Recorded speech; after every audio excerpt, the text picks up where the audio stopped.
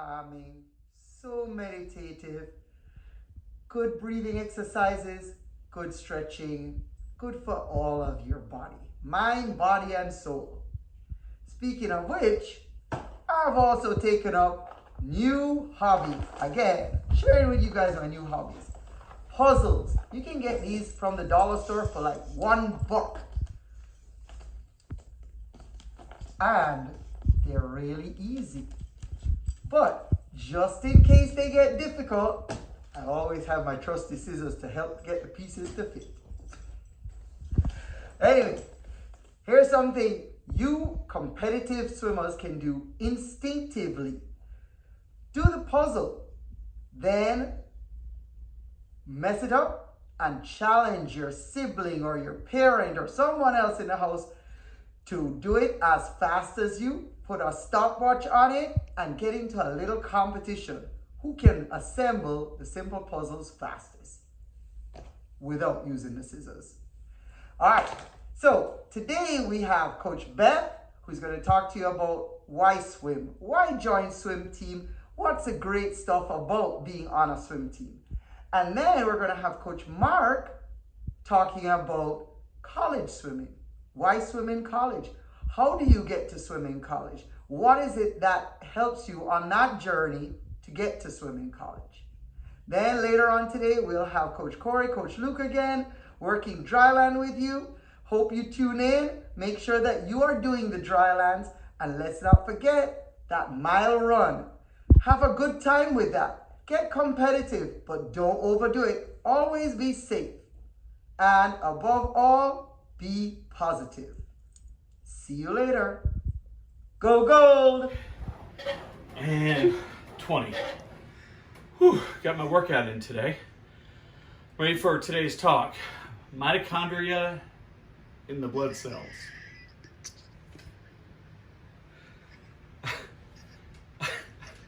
No. Well, it's not my day to talk.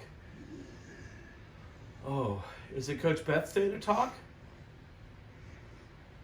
Well, she's in our movie room. Would you like to see our movie room? Well, let's go see it then. Come on. Welcome to Murphy Cinema. And there's Coach Beth. Oh, hey, you caught me kind of looking over what I want to talk to the kids about today. Well, the kids are here to hear it. Okay. Hey guys, hope everything is going well with your quarantine time. One of the things I want to talk to you about today is why being on a swim team and swimming is such a great sport. And I'm going to cover this with 3 short stories. The first one is about 3 years ago, Coach Pat and I went to a sports clinic, and it was given by Dr. Daniel Amen. He's a very well-known brain doctor, and he works with athletes that have suffered from brain injuries, concussions, those kind of things, among other things, nutrition. He does a lot. And so in the course of the conversation, we're getting a lot of good information from him. He all of a sudden says, hey, where are the 2 swim coaches? And we were like, oh no. So we stood up. We're kind of like, what's fixing to happen now?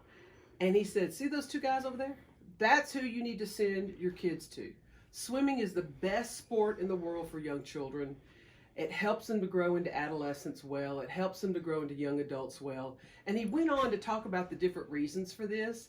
And I can tell you that when we sat back down, Coach Pat and I were thinking, well, if we weren't proud of what we do, we really are proud of what we do now.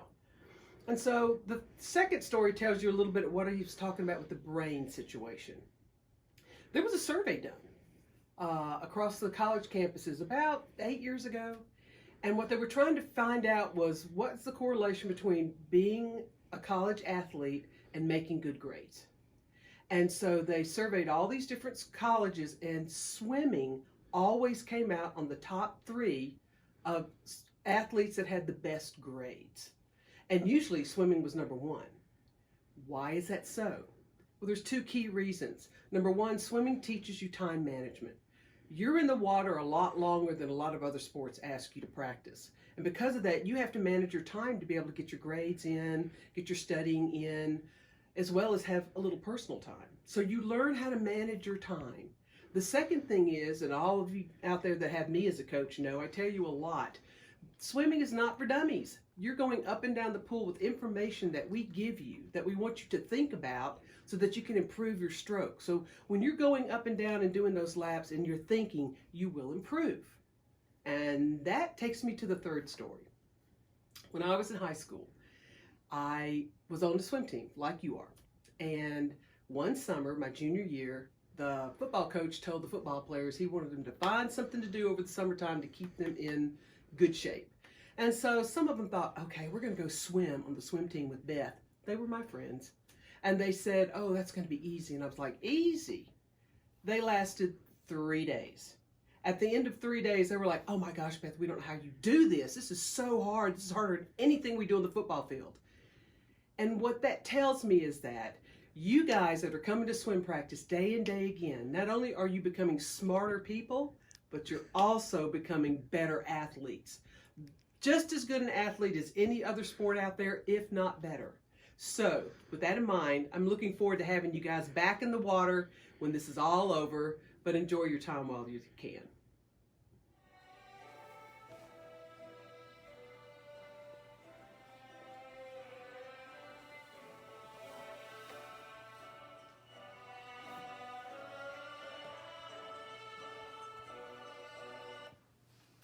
Hey everyone, and welcome to a new talk today.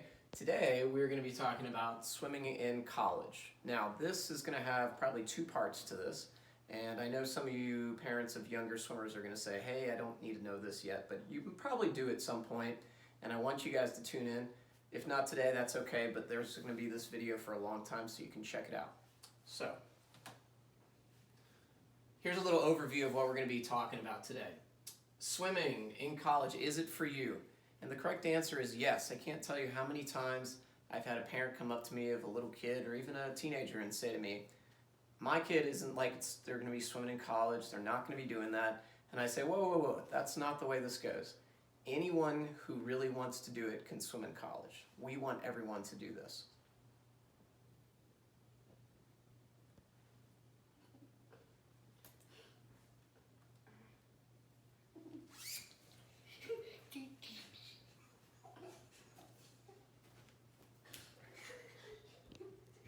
Even that kid can do it. So there you go.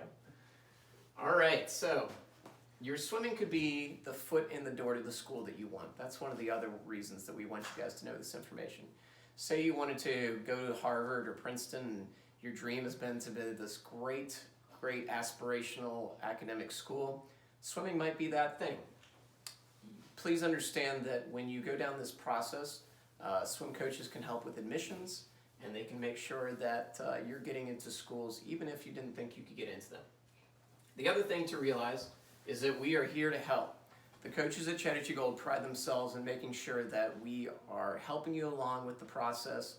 We are there to answer emails and calls and make sure that you guys know everything you need to know about the process of doing this. So along all the steps, we're here to help, so don't hesitate to reach out to us.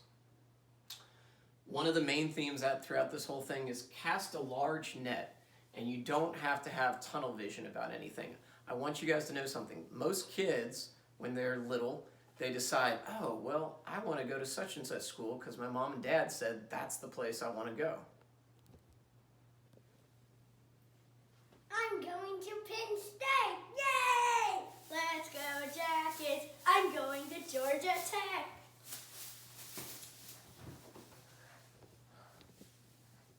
Yeah, those knuckleheads don't know what they're doing, but they decided that they want to go to those schools because mom and dad said those are good schools to go to.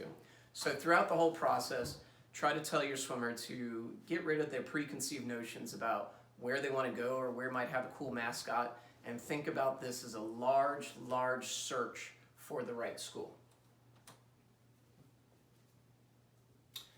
Okay, so a timeline for what you should be doing. When you are a freshman or a sophomore during those years, the main things you have to do are this. You have to get great grades. So make sure that you guys are doing an awesome job in the classroom. Number 2, you have to come to practice and start thinking about what you're looking for in a school. So a couple of things. Come to practice every day and get faster. We can help you with that, and we will help you with that. So make sure that happens. And then what you're looking for in a school. You're going to just start asking yourself, what part of the world do you think I'd like to go to? Or what's the cost of this school? Is it really expensive? Is it not so much? What about the swim team at the schools I think I might be like? So some schools are going to be swim teams that are competing for Division I titles. Some are swim teams that are looking to just try to move up the rankings in their conference. So whatever it is, start thinking about where you might fit in. Also consider what your academic interests are. At this stage, when you're a freshman or sophomore, all you should be worried about is, am I a math science sort of person? Am I English literature? Start considering those. You don't have to have an idea of what you absolutely want your major to be. Don't worry about that. Just get an idea in your head about what kind of school you think might interest you later in the future. The other thing is you need to become a good teammate and a hard worker.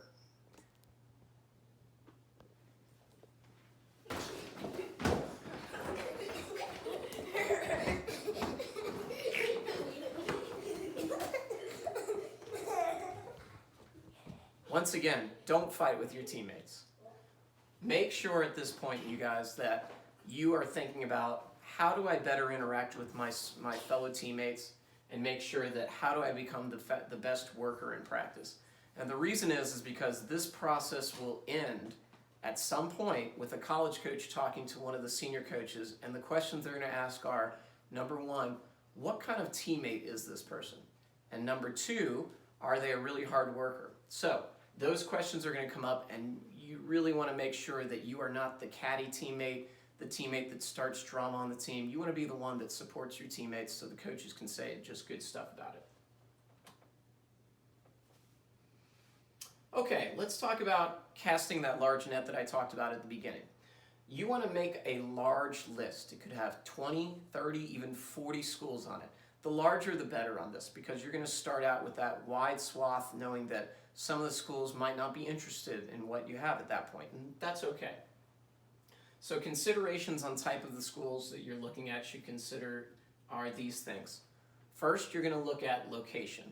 Do you want to be 2,000 miles from home, or do you want to be in the backyard at a pool you've already swam at a couple of times? The size of the school. Some schools are going to have class sizes with 300 people, and that'll be the norm. Some will have small class sizes with 25 people, and maybe only a couple thousand kids go to that school. Think about what kind of atmosphere you like. Major in academics. Look and see what kind of school that is as far as their top majors go. So obviously some schools you're going to be looking at are maybe an engineering type school. You wouldn't want to look down that path if you were someone who really liked English and literature instead. The next consideration is, do you want to be a big fish in a small pond, or a small fish in a big pond? And what that means is this. You're going to want to look at what kind of swimmer you are and figure out where you fit in best. Some swimmers thrive in an atmosphere where they are trying to scrap and punch and get their way up the depth chart and get themselves better.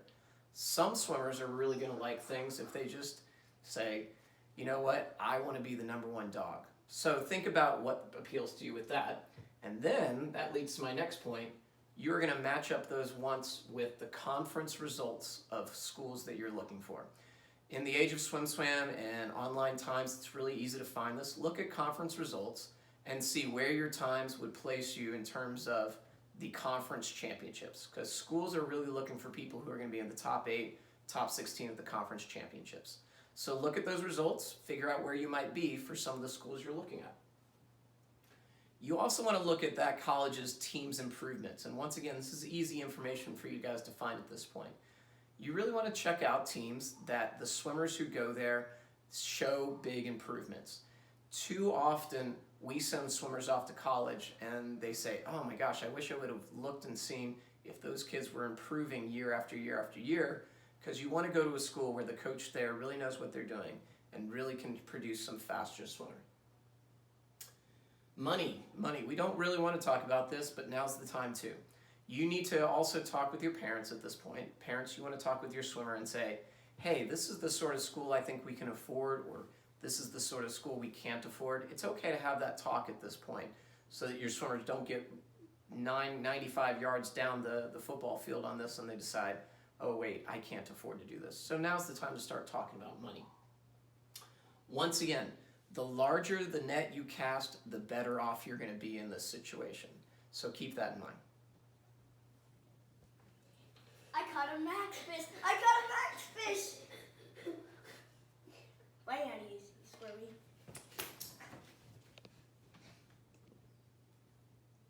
Cast that net. All right, so where do we go from here? Where do we go from here? Let me give you some information on a timeline. By the end of the sophomore year, you want to make sure that you've done a couple of things. First, you want to go online to that whole list of schools that you established earlier in the year. Figure out what all the schools are on your list, and then you want to go online to all of those schools' websites and fill out their online questionnaires. The online questionnaires are going to have lots of information on them. Best times, GPA, all sorts of information like that. Fill it all out. Fill it out completely. Even if you don't know the answers to the questions, fill that out. Now, next up, you're going to follow up that questionnaire with a personal email. A personal email. This needs to go directly to the head coach, find their email address, and you're basically going to introduce yourself to the coach. Hey, what's up, coach? You need me on the team. I saw your current swimmers and they can't even tread water. Tell me how much money you can give me. Peace out.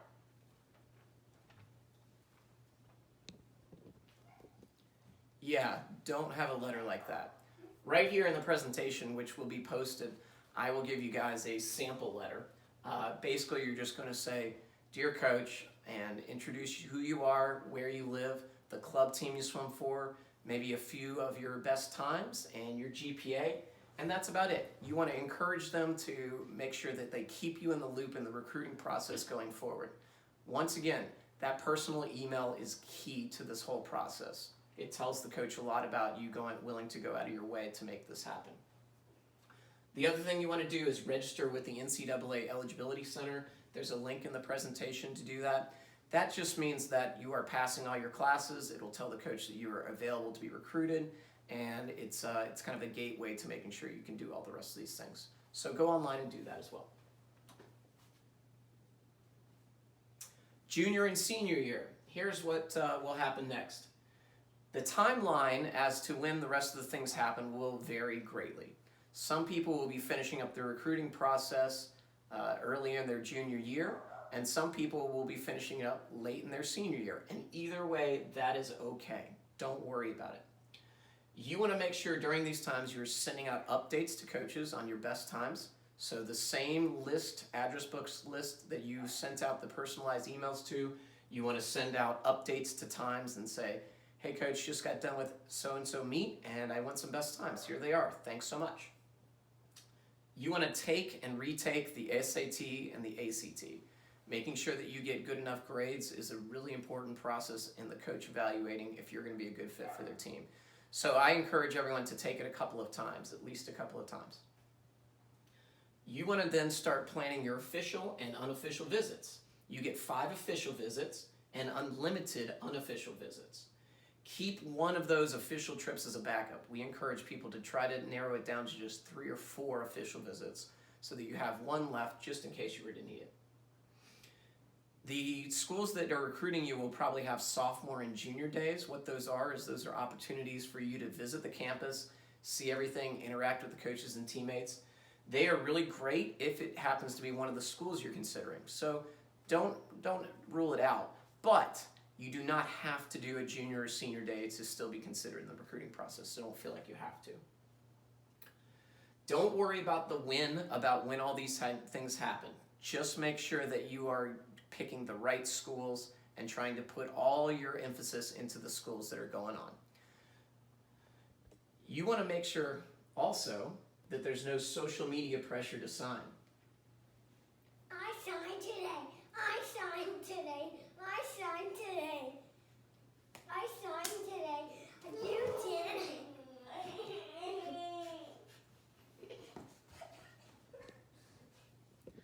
During this time, you're going to know people who are going to be online on Instagram and everything else talking about their signing experience, and you want to feel good about it, but don't feel bad about yourself where you are in the process. So make sure that when you start seeing those posts, you don't panic. You have time, lots of time. Verbal commitments. Verbal commitments are going to happen before you actually sign, and they can happen at any time. They are non-binding agreements. However, please keep in mind you do not want to be that recruit that switches a couple of times from school to school, and you really want to make sure that when you give that verbal commitment, you feel good about that being your decision. So, the signing days are in December and then late February. We will give you guys the exact dates when those happen. Each year they change just slightly, but that's when the actual signing happens. In the second part of these videos, I am going to go through and give you some more details about some of the other things. So, thanks so much for listening, and I appreciate you guys' time. All right. Hello, hello. Chattahoochee Gold. Coming at you again today with another great dryland workout here. All right, so the first part of this workout is going to be a little warm-up, but actually, it's going to be some work too. Sometimes people mistake warm-ups for, oh man, I'm just kind of moving around slowly. And the warm-up's supposed to get your heart rate up to where it's going to be during the main workout. Okay, so the warm-up definitely is not as easy as some people think all the time. Okay, so the warm-up today is 6 minutes. Every minute on the minute. Okay, so starting with 0. All right.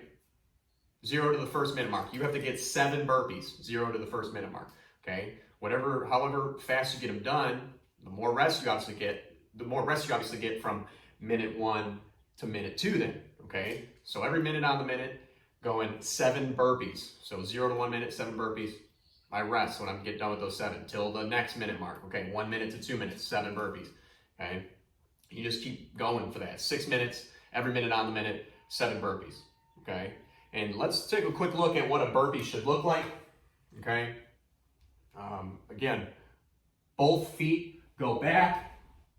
You go down into that push-up. You can rest down here at the bottom, okay? And then go all the way back up and jump. All right. So again, feet kick out, push up, and up. The feet have to leave the ground on the jump, and the arms have to go above the head. On the jump also. Okay, bonus would be streamline burpees. See if you can get them here. Okay. Again, every minute on the minute, 6 minutes, going 7 burpees every minute on the minute. Okay.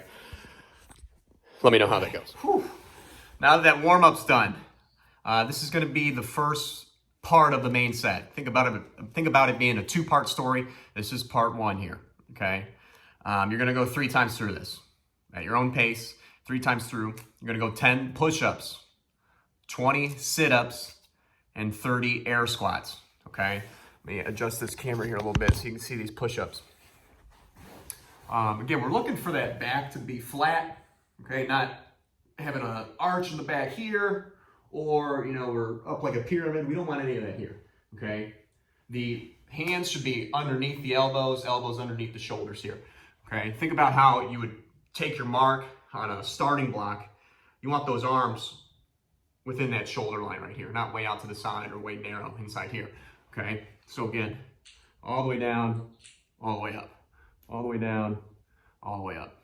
Okay, now if you can't do 10 strict push-ups while keeping good form, meaning looking like this, 1, 2, 3, go to the knees. There's no shame in having to go to the knees and do push-ups. You need to get that chest to the ground, okay? So look at that's from my knees right here. If I'm up on my toes and I'm getting tired, my push-up starts to look like this.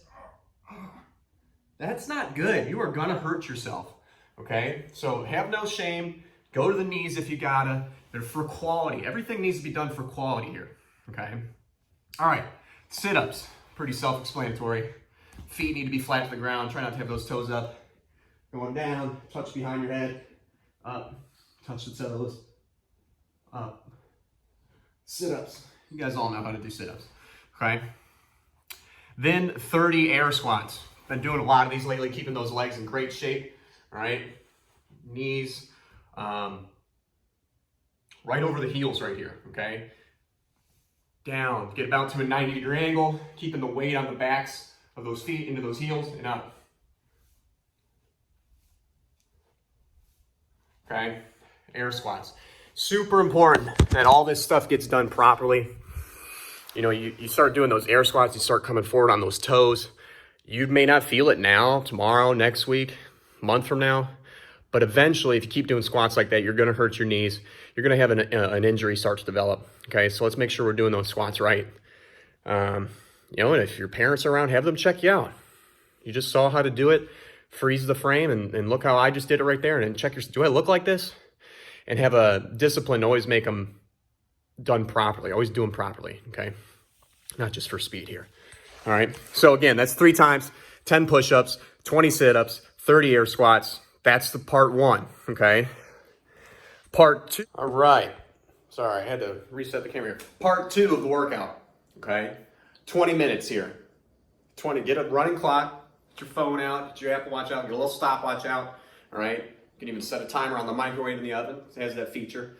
20 minutes, as many rounds as possible, okay? You're trying to go through this, again, get as many rounds as you can for quality though, okay? It's not just all about, you know, let's say I'll explain the exercise here, but let's make sure we're doing them all right. First exercise, 20-minute ANRAP. Going 30 tuck jumps, okay? What's a tuck jump? Well, you know what a jump is. Jumping's like this, right? Well, a tuck jump, you're gonna tuck those legs and those knees up as high as you can. Get those knees up, almost touching your chest. Some of you guys are really flexible, probably get your knees like almost up to your face, all right? 30 tuck jumps there.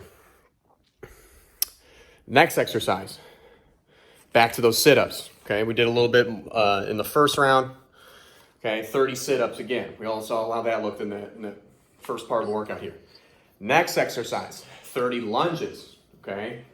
Again, let's get this down here a little bit. Lunges. Here, notice, 90-degree angle from my thigh down to my calf, okay, or my shin, all right? Up. The knee, you know, you're not resting on the ground. I just rested right there, but you don't want to do that. You want the knee just tap the ground, lightly touch the ground. Don't slam those knees in the ground and back up. Keeping that back straight, knee in line with the heel, okay? Getting that 90-degree angle in the lead leg, the leg that's out front there, okay? So we did 30 tuck jumps, 30 sit-ups, 30 lunges.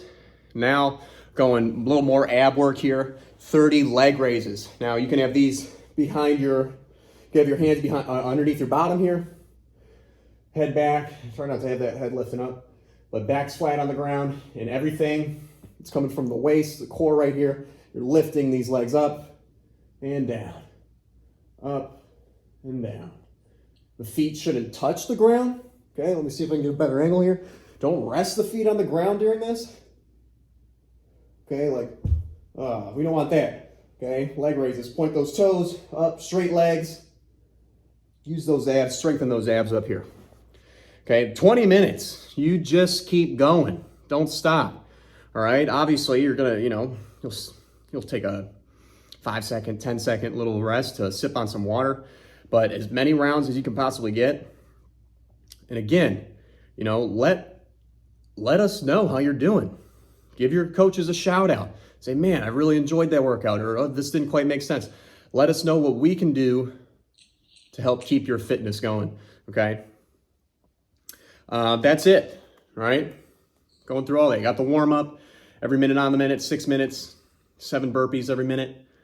Then you go 3 times through, 10 push-ups, 20 sit-ups, 30 air squats. Then the main set, 20-minute ANRAP, get that running clock going, 30 tuck jumps, 30 sit-ups, 30 lunges, and 30 leg raises. Oh, man. Whew. It's going to be a burner there, all right? Have a great day. All right, hey, as I was going through that workout, I was thinking about some things, thinking about how you guys might be handling these workouts. Sometimes you have to adjust, Like what I mean by that is, 30 leg raises. That was my issue right there for a second. Going 30 leg raises, and I started to feel a little tweak.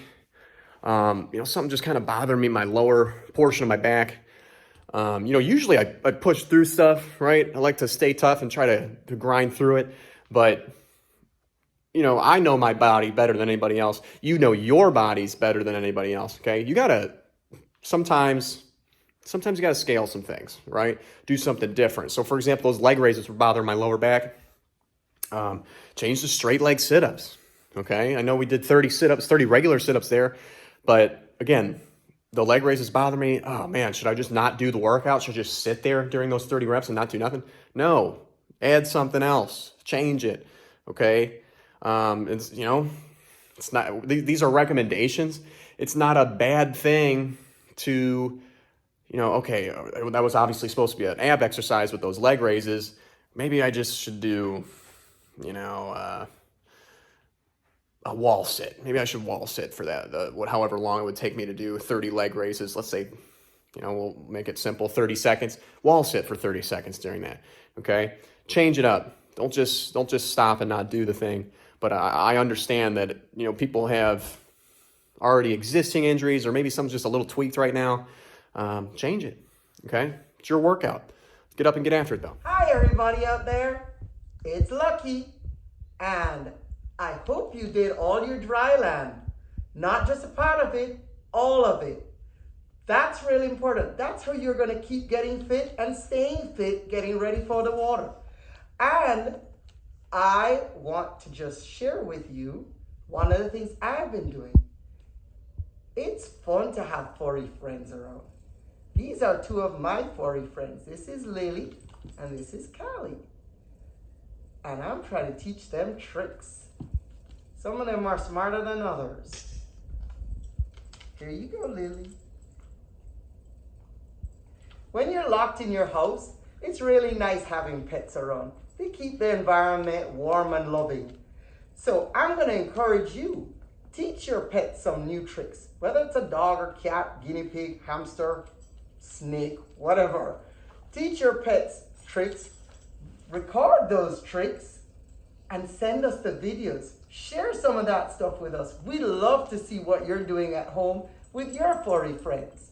Okay, so make sure you tune in tomorrow. See Coach Ryan. He's going to be talking about breaststroke. Lots of good ideas, lots of good technique and stroke work. Don't miss out on it. Tune in tomorrow for breaststroke with Coach Ryan. Go Gold!